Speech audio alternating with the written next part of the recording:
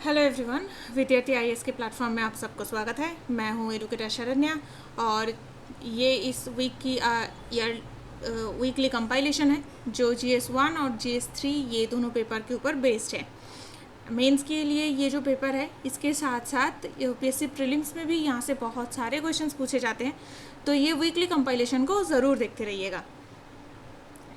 तो फर्स्ट जो स्टडी है वो ये है कि यूनिवर्स की एक मिसिंग मैटर था, ऑर्डिनरी मैटर इसे कहा जाता है। इसकी एग्जैक्ट आसपास की लोकेशन डिस्कवर हुई है। तो ये डिस्कवर किसने किया है? डिस्कवर किया है Harvard, Smithsonian and Caltech.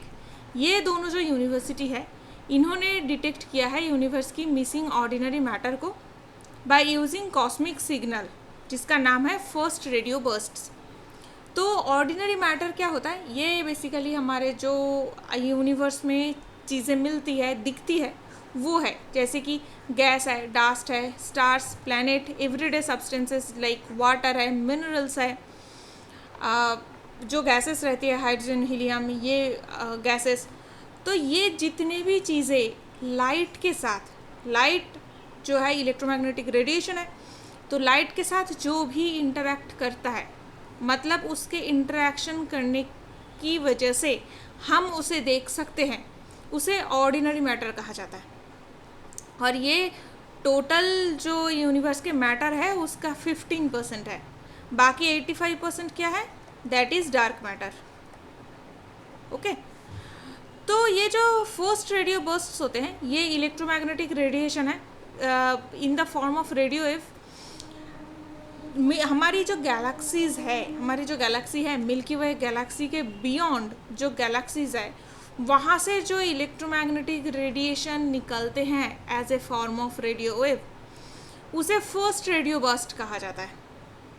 एफआरबीज have durations ranging from milliseconds to just a few second.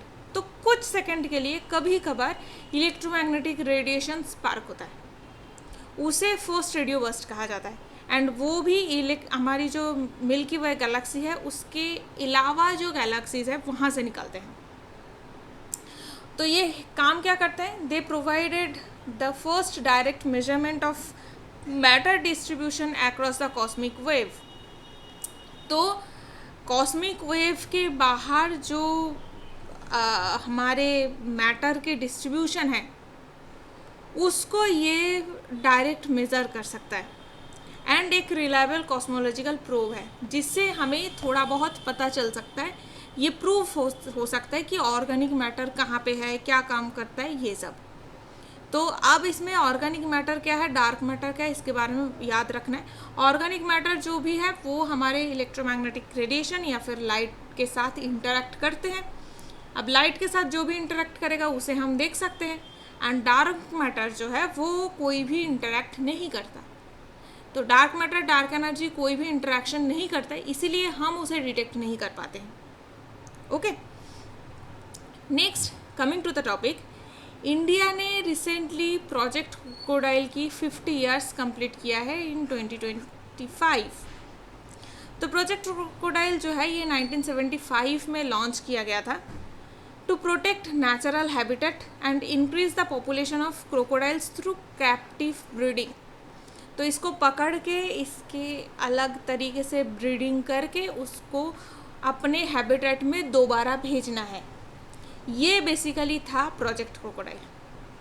Crocodiles जो है ये बहुत सारे कंटिनेंट में मिलते हैं, जैसे यूनाइटेड स्टेट्स के आसपास, फ्लोरिडा के आसपास मिलते हैं, अफ्रीका, एशिया, ऑस्ट्रेलिया, ये सारे कंटिनेंट में मिलते हैं।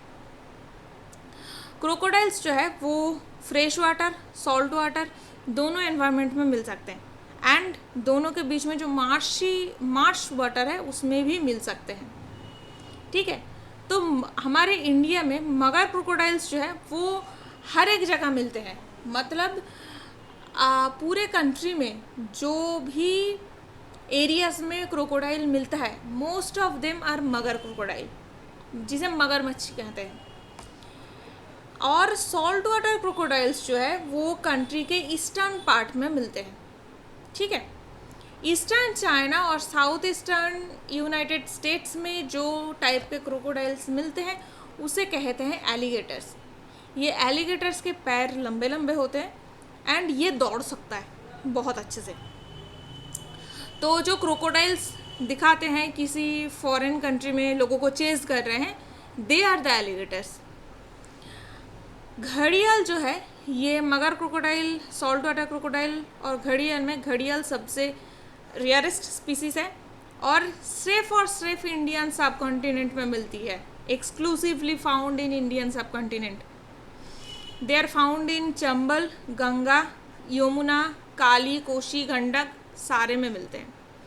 अब यहाँ पे हमें एक चीज़ देखना है कि इंडिया में जो क्रोकोडाइल स्पीसीज है उनमें 3 मिलते हैं।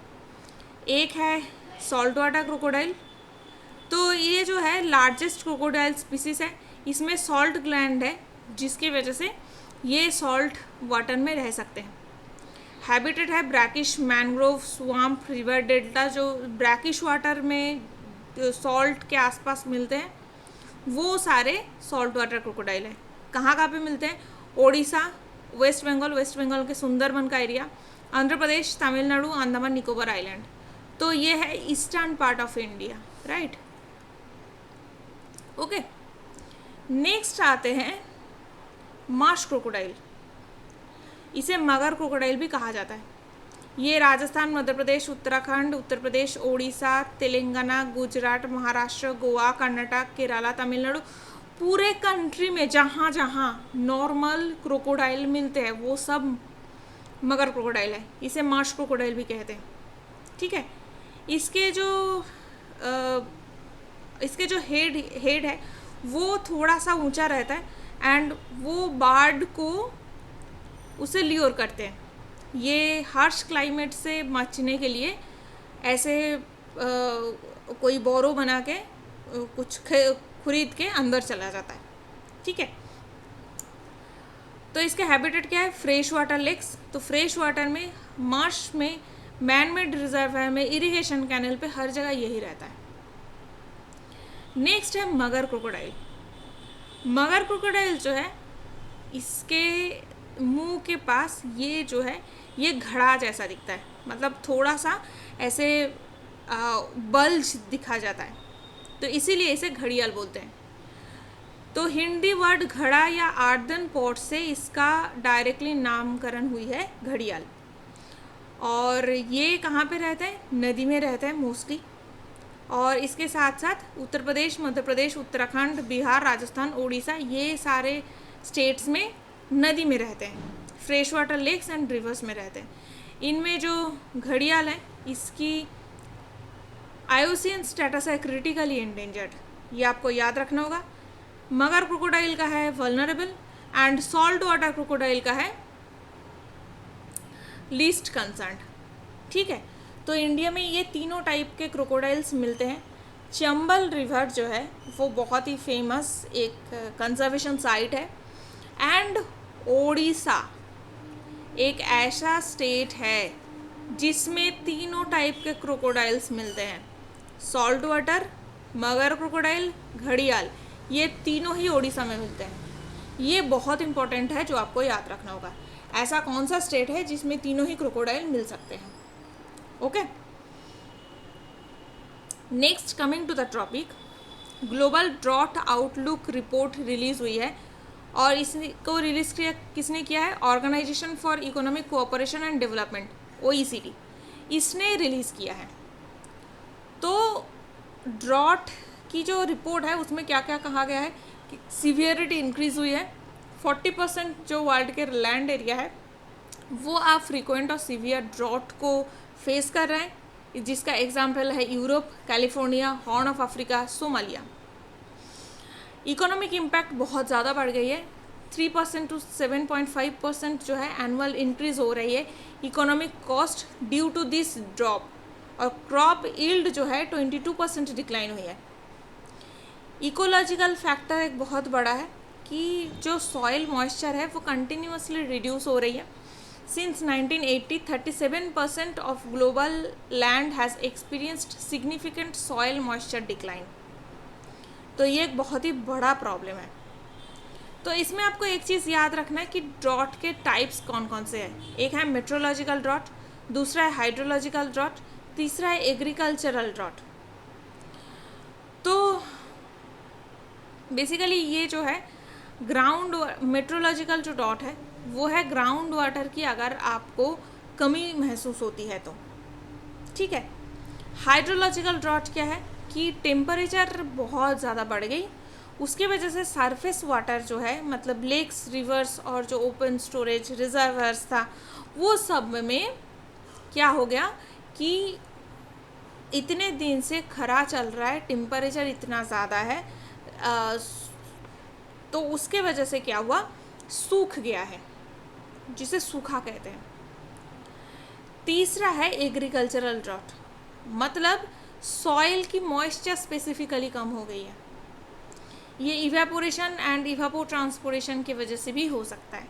मतलब इतना ज़्यादा टेम्परेचर है कि ज़मीन से पौधे जो है वो बहुत नीचे तक जाके जो पानी है उसको सोख कर रहे हैं, एंड सोख करने की वजह से, सोख करने के बाद टेम्परेचर बहुत ज़्यादा है तो फोटोसिंथेसिस बहुत ज़्यादा हो रही है, साथ साथ में ट्रांसपिरेशन भी बहुत ज़्यादा हो रहा है। मतलब जो पानी बन रहा है वो मॉइस्चर जो फोटोसिंथेसिस के टाइम पे बन रहा है वो डायरेक्टली एयर में चला जा रहा है, एटमॉस्फेयर पे चला जा रहा है, तो सॉइल की जो खुद की मॉइस्चर है वो रिटेन नहीं कर रहा है।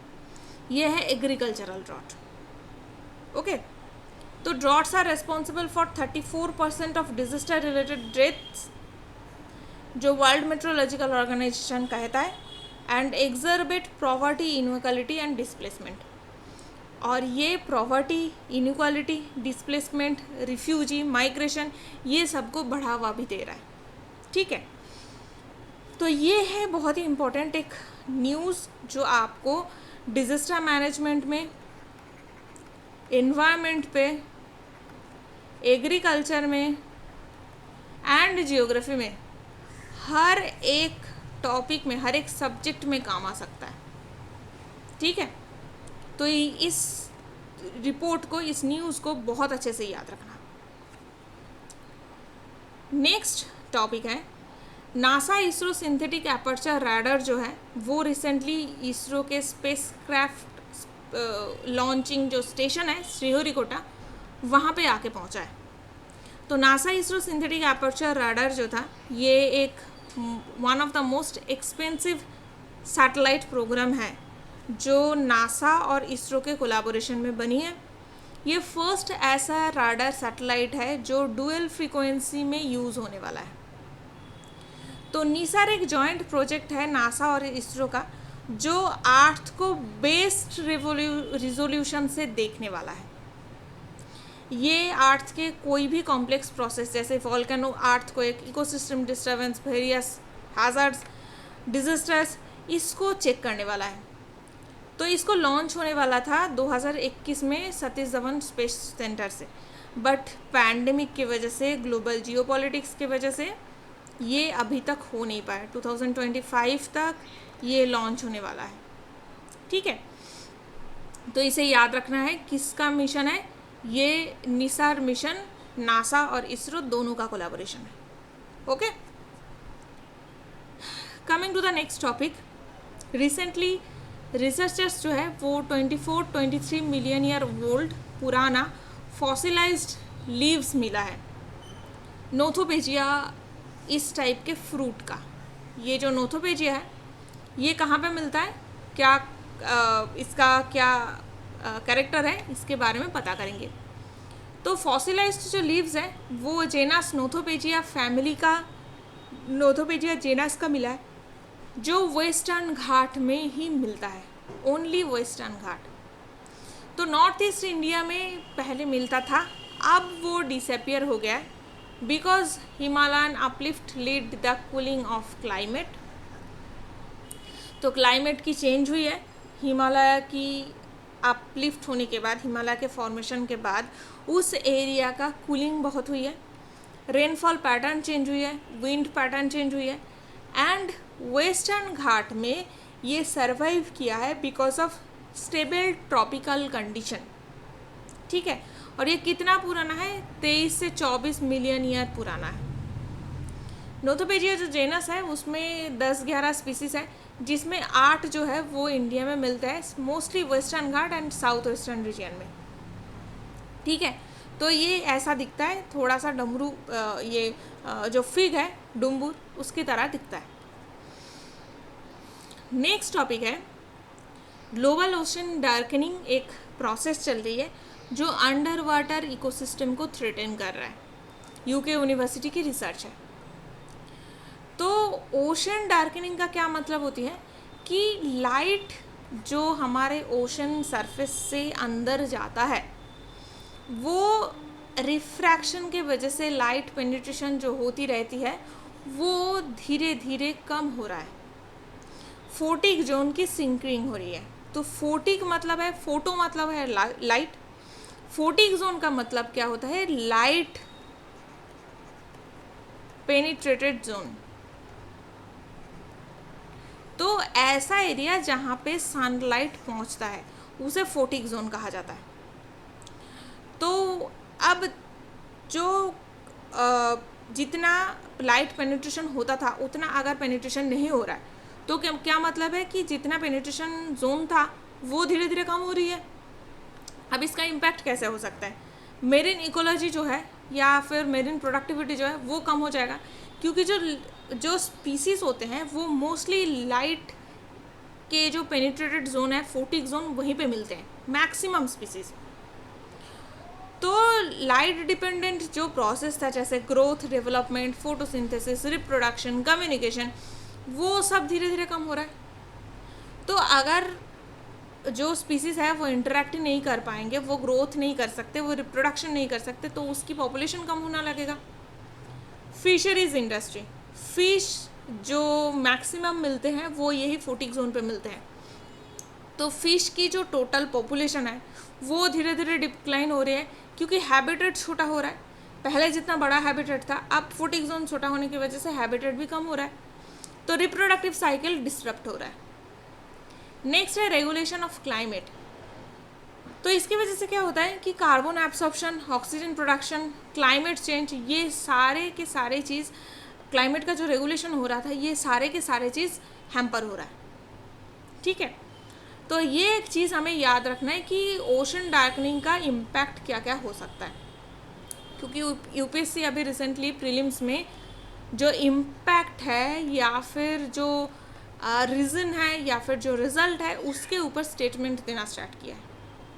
Okay, specifically assertion reason type के जो स्टेटमेंट्स होते हैं उसमें बहुत ही इम्पोर्टेंट है। ओके,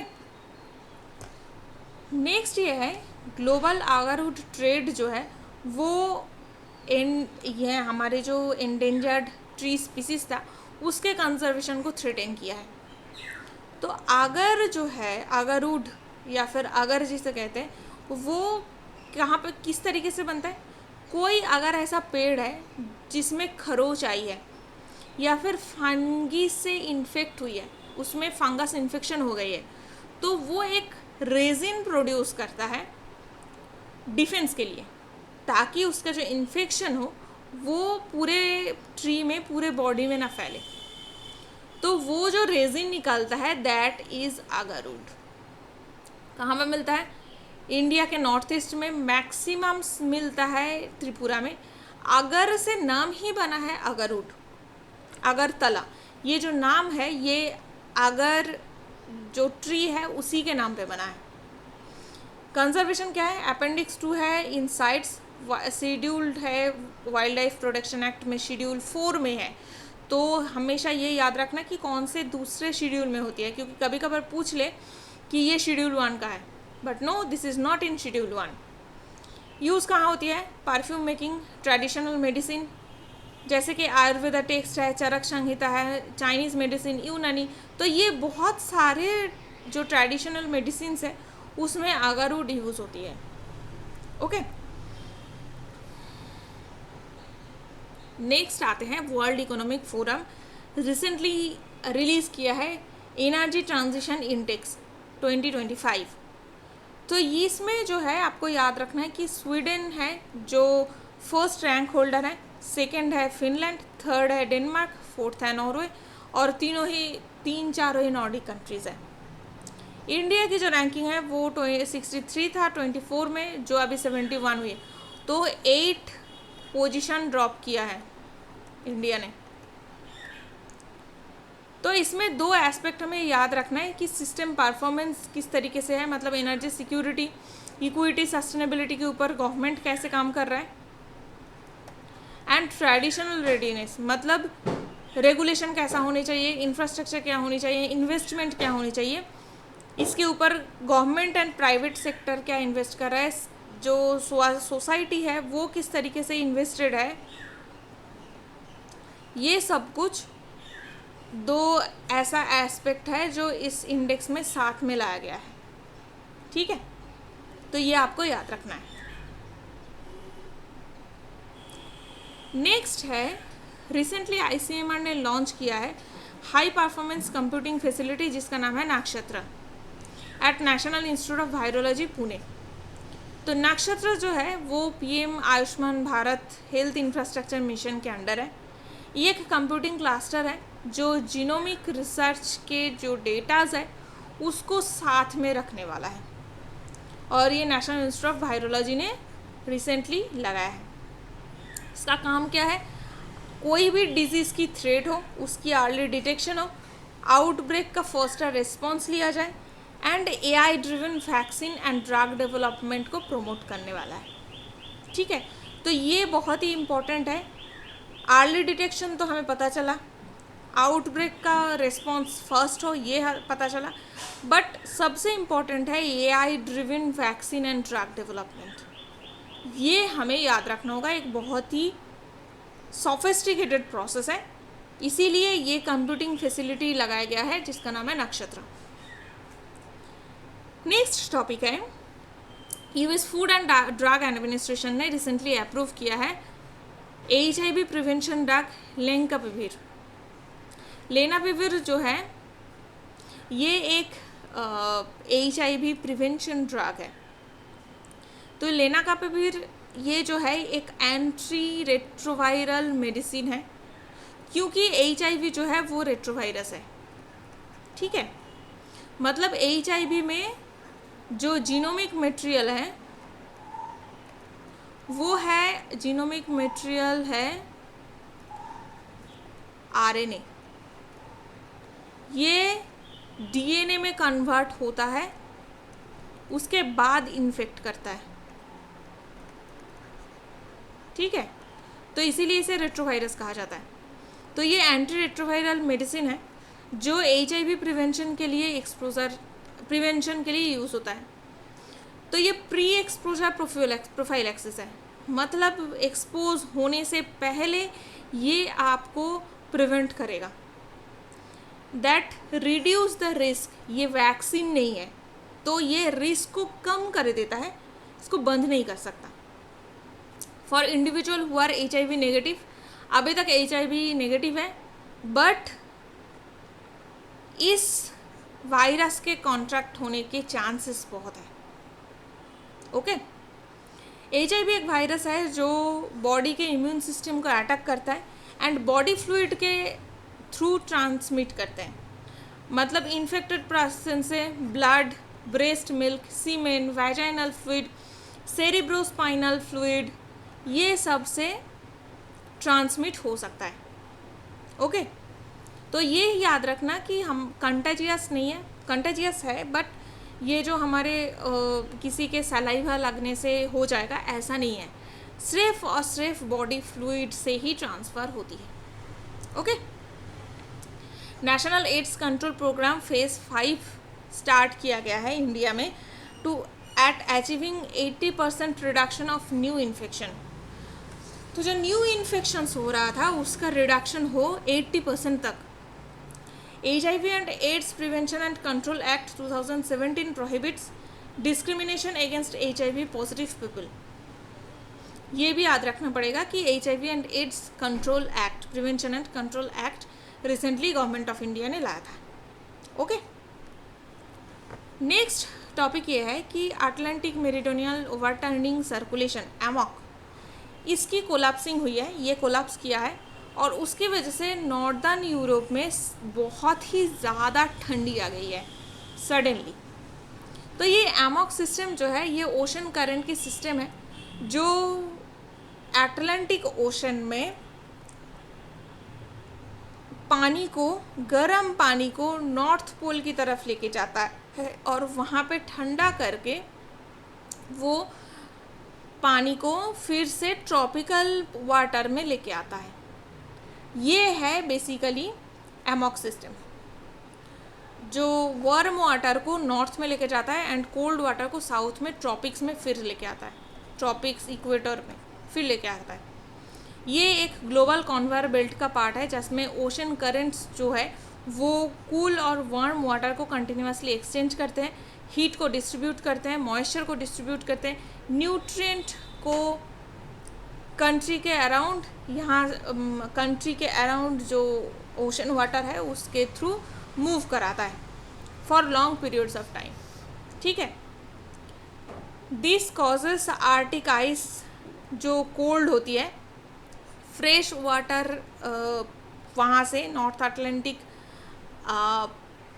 अटलांटिक जो रीजन है उसमें नॉर्थ पोल से ठंडा पानी जो है ये नॉर्थ अटलांटिक ओशन में धीरे धीरे आते हैं एंड वो ट्रॉपिक के आसपास आता है। उसकी वजह से क्या होती है, नॉर्थ अटलांटिक ओशन की जो वाटर की सैलिनिटी है वो कम हो जाती है, क्योंकि नॉर्थ पोल में जो आइस है वो मेल्ट कर रहा है एंड आइस में पानी नहीं होता। तो जैसे ही आइस मेल्ट करता है तो फ्रेश वाटर जो है वो ऐड हो जाता है। ठीक है, next coming to the topic, minister of health ने प्लान किया है कंट्री का जो रेयर डोनर रजिस्ट्री है उसको ई रक्त कोष के साथ इंक्लूड किया जाए, उसको दोनों को जोड़ दिया जाए। तो ये किसने किया है, नेशनल इंस्टीट्यूट ऑफ इम्यूनोहेपेटोलॉजी, ICMR का एक इंस्टीट्यूट है, मुंबई में सिचुएटेड है। उसने रेयर ब्लड डोनर की एक रजिस्ट्री बनाया है to support patients and uncommon blood types require frequent transfusion. तो ऐसा जो ब्लड टाइप्स है जिसमें ब्लड ट्रांसफ्यूशन की बहुत ज़्यादा ज़रूरत पड़ती है, वहाँ पे ये रजिस्ट्री बनाया जाए ताकि जो डोनर है वो काम के टाइम पे पेशेंट को सपोर्ट कर पाए। ठीक है, ये एक online blood bank management system है under National Mission of Health. तो ये नेशनल मिशन एक फ्लैगशिप प्रोग्राम है जो आपको याद रखना होगा।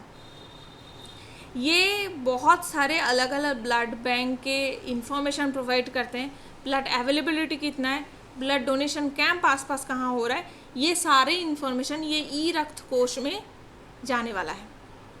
ठीक है, तो ई रक्त कोष क्या है, ये बनाया गया है drug and cosmetics act, national blood policy standards and guideline के अंदर बनाया गया है।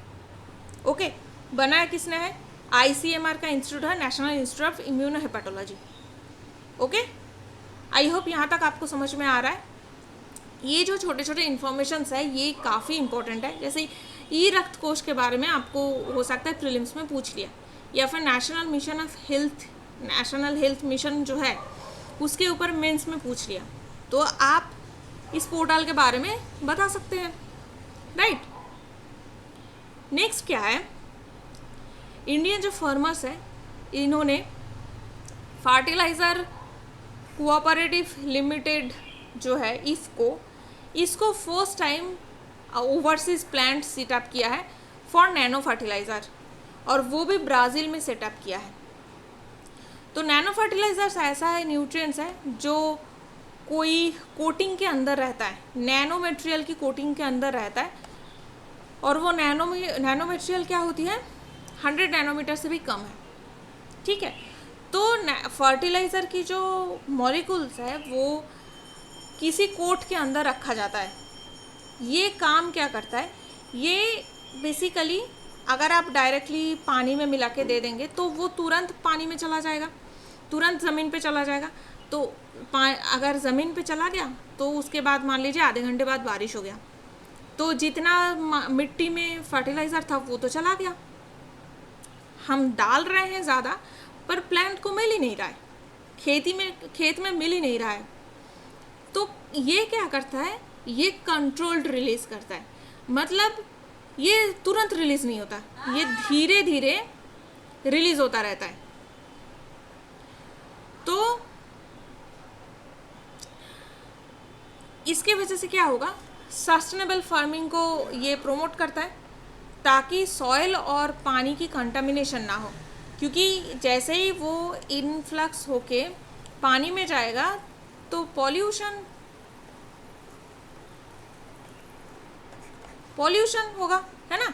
तो सॉइल पॉल्यूशन और वाटर कंटामिनेशन की चांसेस बहुत होती है, इसको ये कम करा रहे हैं। न्यूट्रिएंट एब्जॉर्प्शन ज़्यादा होगा क्योंकि स्लो डिफ्यूजन हो रहा है।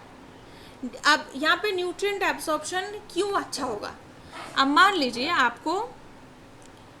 आपकी तबीयत खराब है, तो आपको बोला गया है कि आपको हर दिन दूध पीना है, तो हमारी जो मम्मी लोग हैं वो हर दिन 1 गिलास दूध पिलाएंगे, ना कि 7 दिन का 1 बाल्टी दूध आपको 1 दिन में पिला देंगे, नहीं ना। तो आपको हर दिन थोड़ा थोड़ा न्यूट्रिशन मिलनी चाहिए।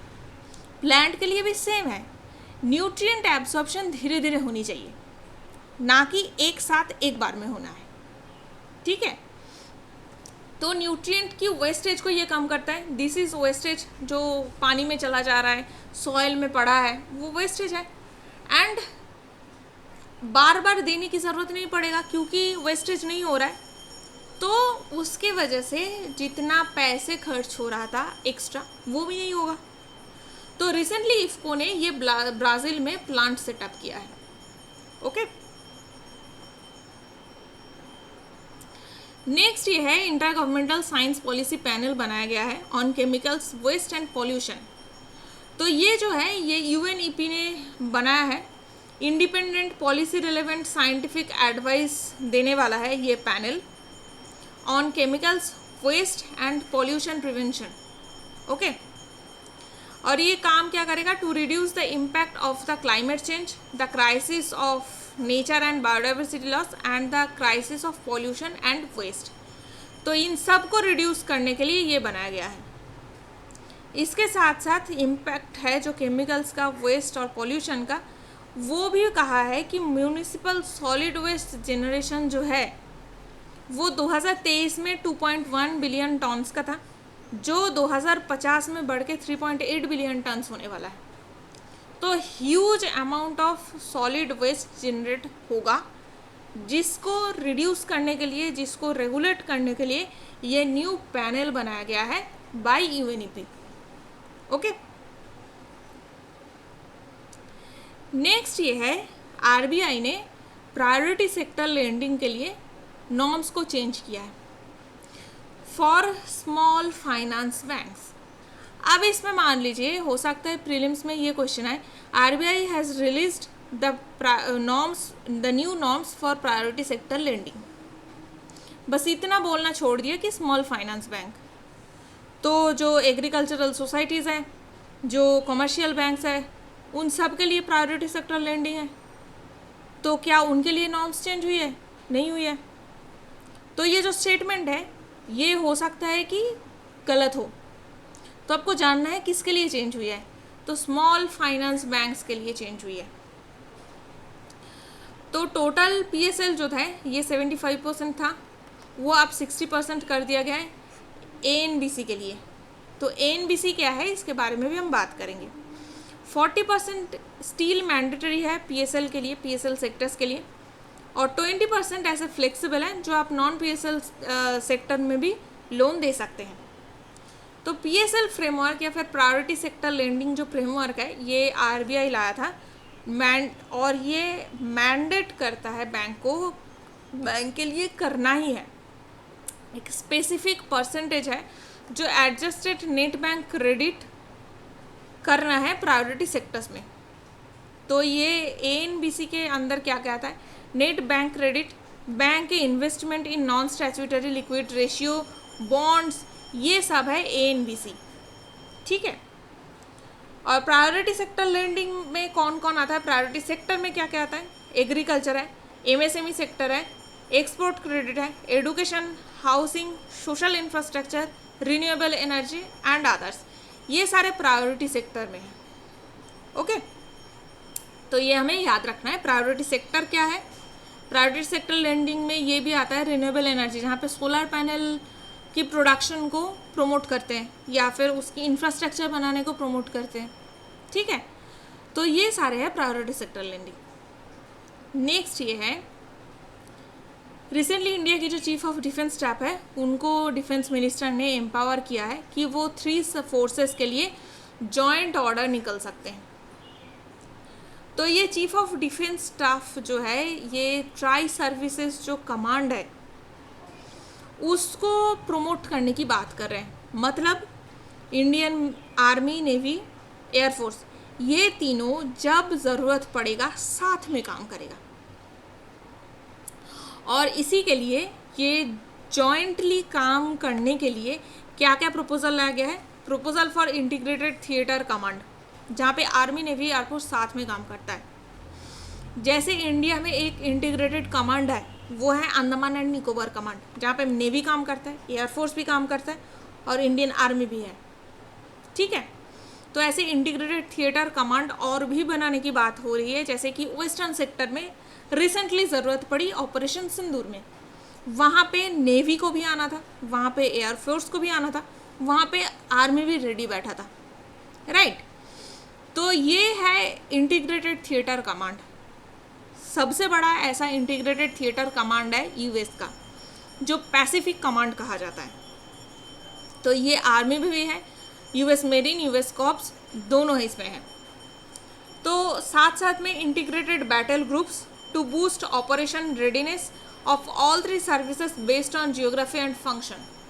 तो जियोग्राफी ऐसी होनी चाहिए, जैसे मान लीजिए कि नॉर्थ ईस्ट का कोई एरिया है जहाँ पे ऑपरेशन करना है, बॉर्डर एरियाज है, बट बारिश का टाइम है या फिर टेरेन ऐसा खतरनाक है कि वहाँ पे आर्मी नहीं पहुँच सकता, आर्मी की गाड़ी नहीं पहुँच सकता, कॉन्वॉय नहीं जा सकता, तो वहाँ पे आपको एयरफोर्स की मदद लेनी पड़ेगी। तो जियोग्राफी के हिसाब से ये जो 3 सर्विस है, 3 फोर्सेस है, इसको साथ में काम करना पड़ सकता है। तो inter services organisation command control and discipline rules 2025 ये बनाया गया है to ensure effective command control and efficient functioning of inter services organisations. जैसे मार्कोस है,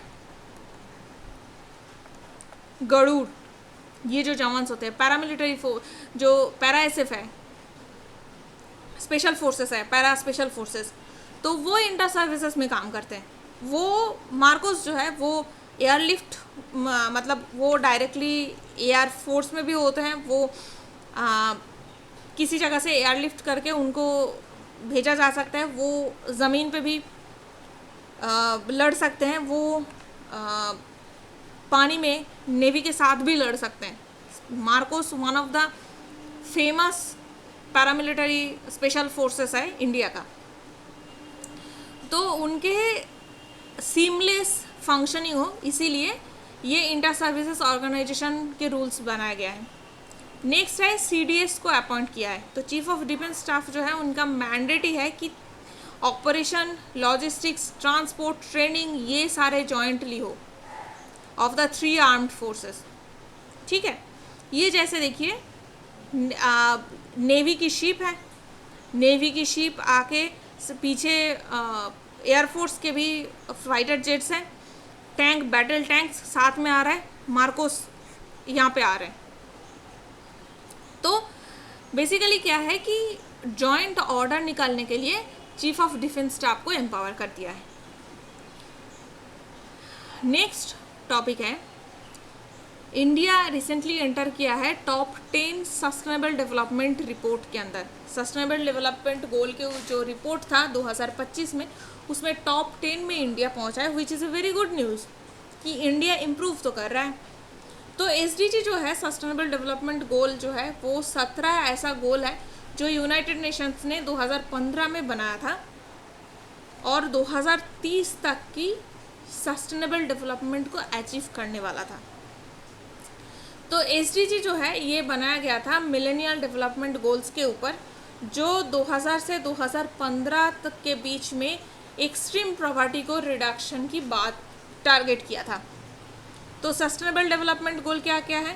फर्स्ट है नो पॉवर्टी, उसके बाद ज़ीरो हंगर, उसके बाद गुड हेल्थ एंड वेलबींग, फिर quality education, gender equality, clean water and sanitation, next है clean energy, उसके बाद है इकोनॉमिक ग्रोथ, डिसेंट वर्क, फिर है इंडस्ट्री इंफ्रास्ट्रक्चर, उसके बाद रिड्यूस्ड इनइक्वालिटी, फिर है सस्टेनेबल सिटीज़ एंड कम्युनिटीज़ जो सस्टेनेबल हो एक्चुअली, फिर ये है कोऑपरेशन एंड रिस्पॉन्सिबल कनेक्टिवनेस ने, उसके बाद है क्लाइमेट एक्शन, नेक्स्ट है लाइफ अंडर वाटर, फिर है लाइफ ऑन लैंड, फिर है justice, peace and strong institution जो साथ में मिलके काम पाए, and priorities for the goals और पार्टिसिपेशंस। तो इन सब में जो ट्रेंड है उसमें ये देखा जा रहा है कि पॉवर्टी रिडक्शन सही तरीके से हुई है, और पॉवर्टी रिडक्शन होने की वजह से इनइक्वालिटी भी रिड्यूस हुई है। ज़ीरो हंगर स्टैगनेंट है, बहुत सही तरीके से नहीं हो रहा है। तो स्टैगनेंट कौन कौन सा है? ज़ीरो हंगर है, इंफ्रास्ट्रक्चर है, sustainable communities, sustainable cities and communities है, लाइफ ऑन लैंड है, एंड जो स्ट्रॉन्ग इंस्टीट्यूशन है वो है, और पार्टीशनशिप ये भी जो है स्टैगनेंट है। कम क्या हुई है? क्लाइमेट एक्शन, ये बहुत ही इम्पोर्टेंट है, और ये मान लीजिए GS3 के लिए बहुत ही इम्पोर्टेंट एक रिपोर्ट है। क्लाइमेट एक्शन जो है वो रिड्यूस हुई है। ओके, इकोनॉमी में बेटर कंडीशन है, सोशल जस्टिस में बेटर कंडीशन है कि हंगर और पॉवर्टी इनइक्वालिटी रिड्यूस हुई है, बाकी मोस्टली मॉडरेटली इम्प्रूव हुई है। ठीक है, तो ये आपको याद रखना होगा कि ओवरऑल ट्रेंड कैसी है। ठीक है, तो ये बहुत अच्छे से याद रखिए, क्योंकि हो सकता है कि GS3 में इसके ऊपर क्वेश्चंस पूछे जाएं। So that's it for the day. I hope ये वीडियो आपको पसंद आई है, ये कंपाइलेशन आपको हेल्पफुल लग रहा है। अगर आपको अच्छी लगी है तो इसे लाइक कीजिए। अगर आपको कुछ अपना थॉट्स बताना है तो कमेंट सेक्शन में हमें ज़रूर बताइए। ये जो वीडियो कंपाइलेशन है ये एग्ज़ाम्स के लिए बहुत इंपॉर्टेंट है। मोस्ट ऑफ द एस्पिरेंट्स जो होते हैं उनको हो सकता है कि डे टू डे न्यूज़पेपर को फॉलो करना या फिर न्यूज़पेपर एनालिसिस देखना थोड़ा मुश्किल लगे, तो ये उसके लिए एक वन स्टॉप सॉल्यूशन है। वीक में 2 बार आते रहते हैं, GS1 और 3 का एक साथ, GS2 और 4 का एक साथ। इसे कंटिन्यूअसली देखते रहिए, अपने दोस्तों के साथ शेयर कीजिए जिनको ये प्रॉब्लम होता है कंटिन्यूटी में, या फिर आपको अगर रिविजन करना है तो उसके लिए भी आपको देखना है। एंड सब्सक्राइब कीजिए टू विद्यार्थी IAS।